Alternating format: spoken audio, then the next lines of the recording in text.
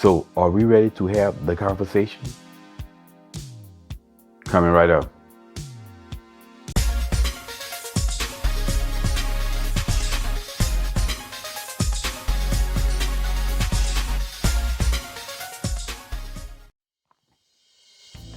What's up, y'all? Welcome back to Common Sense Logic and Reason.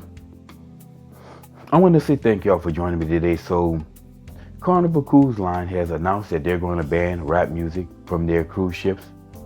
And of course, you've had some blacks crying racism, well, specifically black females.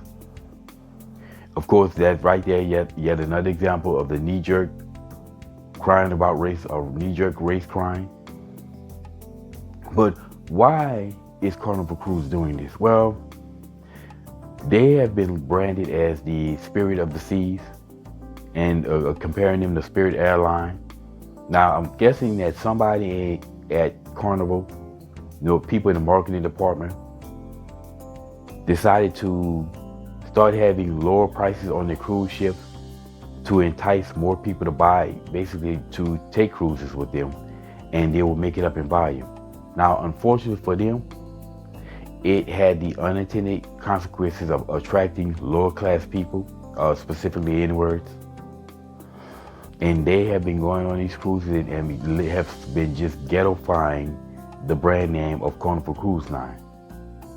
I mean, they have just been ghettoing it up on board these ships. Or as Tommy Sotomayor said, they've been nigging it up. Oh yeah. But it's that ghetto ratchet behavior that's the problem. Like for some reason, ghetto ratchet people, they have to bring the ghetto with them everywhere. They just cannot leave the ghetto in the hood. They cannot act appropriate in appropriate places. Right? They're on the ship, they're fighting on the ships. I hear reports that they're trashing the ships, leaving their trash at their door, trash everywhere. Out wearing improper attire, no dress code whatsoever. In places where you're supposed to have a higher dress code, they're there in pajamas and bonnets. They're sneaking food and weed and drugs onto the ship, having more issues with security. They have been giving Carnival a bad name. And this is exactly the same thing that happened with Spirt Airlines. Why Spirt Airlines have the reputation? Because of those lower fares attracted lower class, again, black females, ratchet black females who act a fool everywhere they go. And this behavior is a major problem as a whole for blacks. And this, like I say, this is what we as black people need to be addressing.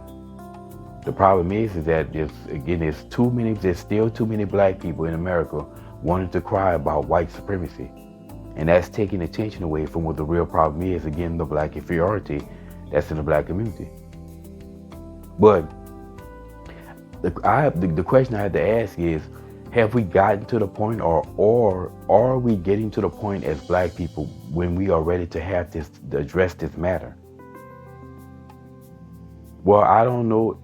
But more slowly but surely, more and more black people are starting to say, okay, yeah, this is getting ridiculous now. I've seen more videos of black people on social media being opposed to this nonsense.